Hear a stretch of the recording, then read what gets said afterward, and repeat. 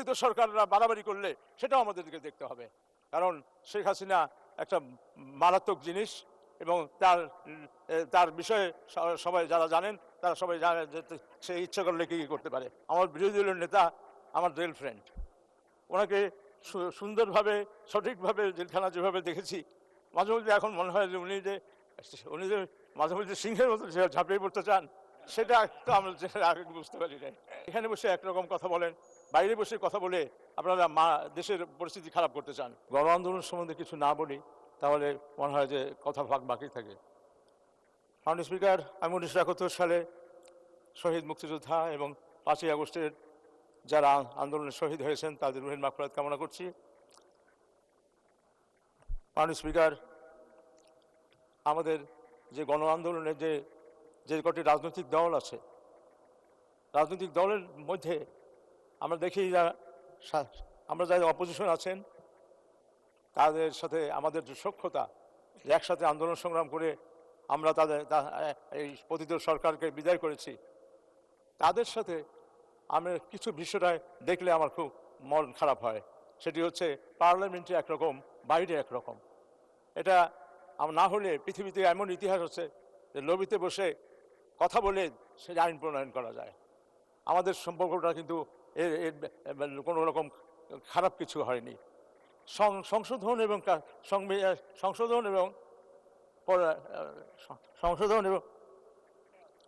এবং যে আমরা দেখছি সংস্কার এই নিয়ে যে কথা হচ্ছে, তাতে আমরা দেখি বাস্তবতাটা এই 72 সংবিধানের পরে 1975 সাল, 1990 সাল বা পরবর্তী সবাই আন্দোলন সংগ্রামে সংশোধন হয়েছে, কোথাও সংস্কার হয় নাই।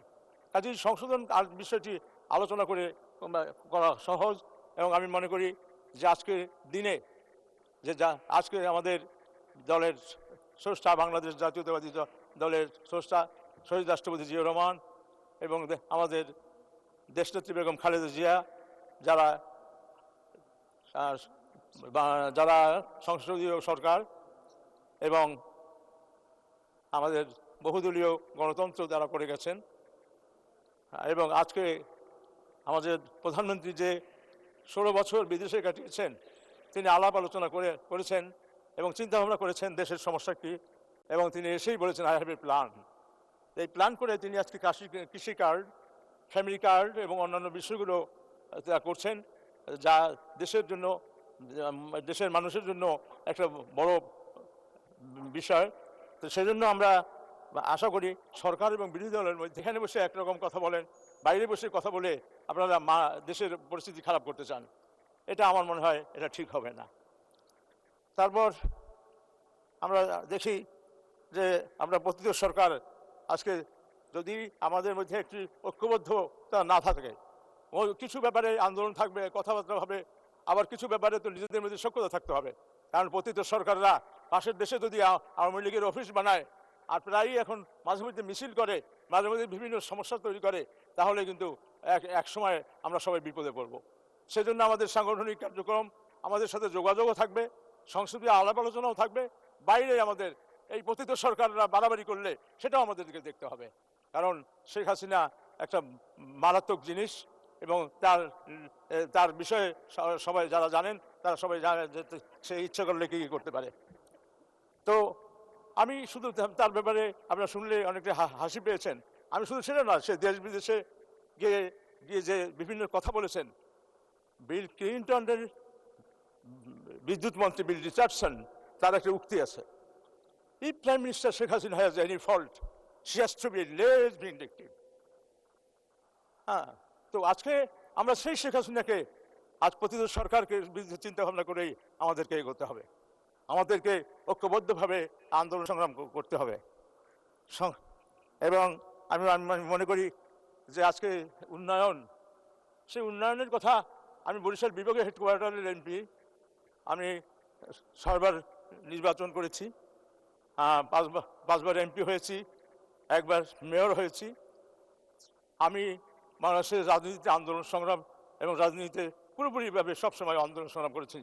আমার বিরোধী দলের নেতা আমার রেল ফ্রেন্ড, ওনাকে সুন্দরভাবে সঠিকভাবে জেলখানা যেভাবে দেখেছি, মাঝে মধ্যে এখন মনে হয় যে উনি উনি যে মাঝে মাঝে সিংহের মতো ঝাঁপিয়ে পড়তে চান, সেটা তো আমরা আগে বুঝতে পারি নাই।